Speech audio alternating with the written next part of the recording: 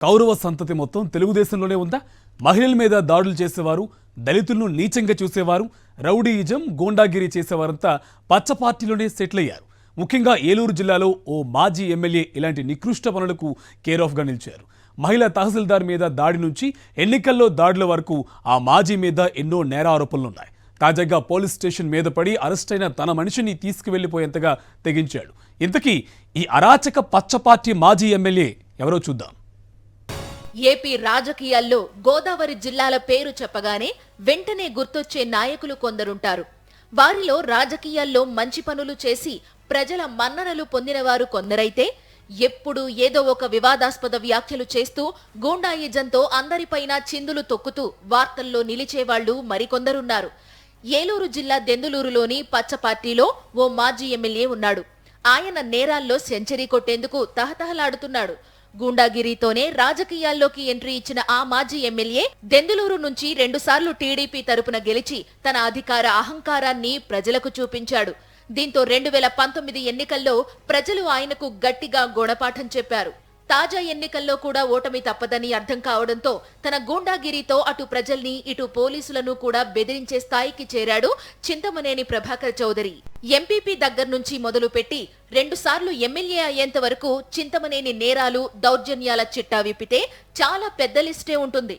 దశాబ్దాల రాజకీయ చరిత్రలో చింతమనేని అంటే దెందులూరులో ఒక రౌడీగా గుర్తింపు వచ్చిందే గాని రాజకీయ నాయకుడిగా, ఒక మంచి ప్రజా ప్రతినిధిగా పేరు తెచ్చుకోలేకపోయారు. చింతమనేని దురాగతాలపై పలు కేసులు నమోదైనా ఆయన తీరులో మాత్రం ఎలాంటి మార్పు రావట్లేదు. ముఖ్యంగా 2019 ఎన్నికల్లో ఓడిపోయిన తరువాత నుంచి మరింత దిగజారి వ్యవహరిస్తున్నారు అనే చర్చ జిల్లాలో జోరుగా సాగుతోంది. ఈ క్రమంలోనే చింతమనేని తన నోటి దురుసు, దుడుకుతనంతో నిరంతరం వివాదాల్లో చిక్కుకుంటున్నారు. 2014లో టీడీపీ అధికారంలోకి వచ్చినప్పుడు ఎమ్మెల్యేగా ఉన్న చింతమనేని ప్రభాకర్ తన అక్రమ ఇసుక దందాను అడ్డుకున్నందుకు మహిళా తహసీల్దార్ వనజాక్షిని నదిలో ఇసుకలో ఈడ్చుకుంటూ వెళ్లి దాడి చేసిన విషయం రాష్ట్రంలో సంచలనం రేపింది. అధికార పార్టీ ఎమ్మెల్యేగా ఉన్న చింతమనేని ప్రభుత్వ అధికారిపై దాడి చేసిన అప్పటి ముఖ్యమంత్రి చంద్రబాబు తన పార్టీ ఎమ్మెల్యేపై చర్యలు తీసుకోకపోగా ఆ తహసీల్దార్నే తప్పుబట్టారు. ఇక అప్పటి నుంచి చింతమనేని అరాచకాలకు అడ్డు లేకుండా పోయింది. ప్రజల మీద, ప్రత్యర్థుల మీద దాడులు చేయడం, పోలీసులనే బెదిరించడం నిత్యకృత్యంగా మారింది.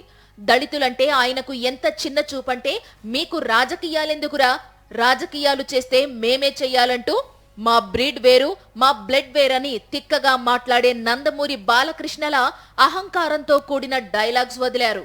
మీరు దళితులు, మీరు వెనకబడినటువంటి వారు, మీరు షెడ్యూల్ కాస్ట్ వారు, రాజకీయాలు మాకుంటాయి, మాకు పదవులు, మీకెందుకు పిచ్చమండా కొడుకులారా కొట్లాట?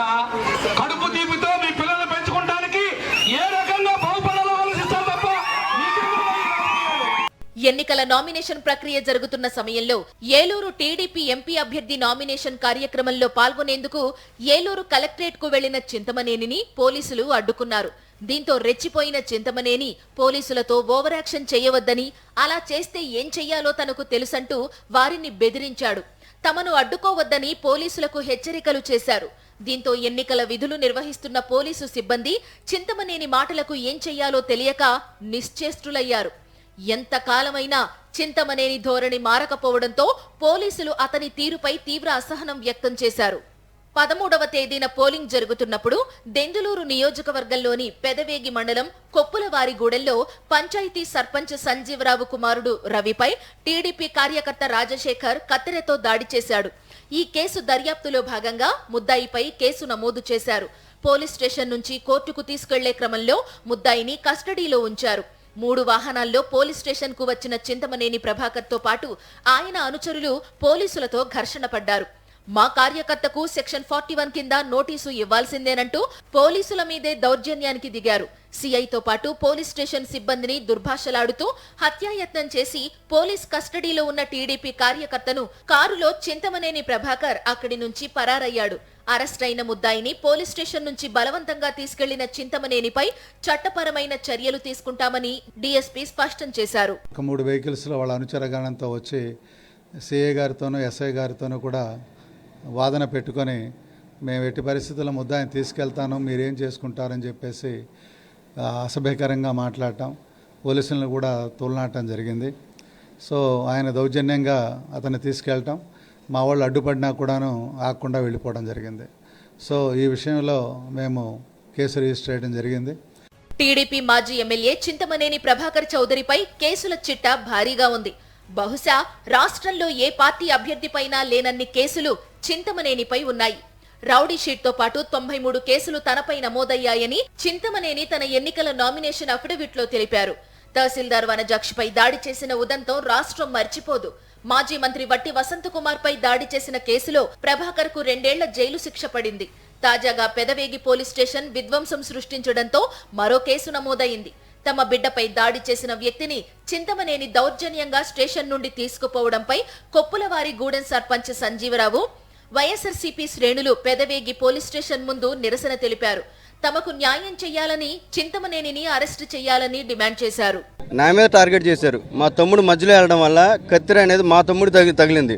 కొంతమంది నాయకులు ఇంకా ఆడిని ఎందుకు వదిలిపెట్టారా అంటున్నారంట. నేను బాధపడుతున్నా, నేను మంచి తరఫున పోరాడుతున్నా.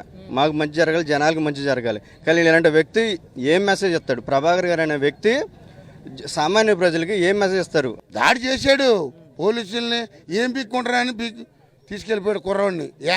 ఎన్ని మర్డర్లు చేశాను రా, నువ్వు మర్డర్ చేసావు, వచ్చాయి ఏం పీక్కుంటారు, పీక్కోమని చెప్పు అని చెప్పి తీసుకెళ్ళిపోయాడు కుర్రవాడిని. ప్రెసిడెంట్ గారి అబ్బాయిని కత్తితో పొడిచి ఆయన తీసుకొచ్చి దీంట్లో పెట్టారు.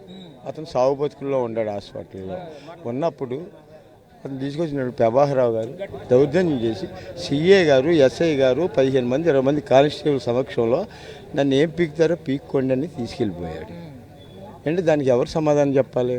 తెలుగుదేశం పార్టీ అధికారంలో ఉన్నప్పుడు లేనప్పుడు కూడా చింతమనేని ప్రభాకర చౌదరి రౌడీయిజం, గూండాగిరి ఏమాత్రం ఆగడం లేదు. ఆఖరుకు ఎన్నికల్లో కూడా అహంకారపూరితంగానే వ్యవహరిస్తున్నాడు. శిశుపాలుడు 100 తప్పులు చేసిన తరువాత శ్రీకృష్ణుడు అతనికి శిరచ్ఛేదం చేశాడు. మరి ఇప్పటికి 93 కేసులు తనపై ఉన్నాయని స్వయంగా చెప్పిన చింతమనేని అహంకారం ఎప్పుడు దిగుతుందా అని దెందులూరు ప్రజలు ఎదురు చూస్తున్నారు.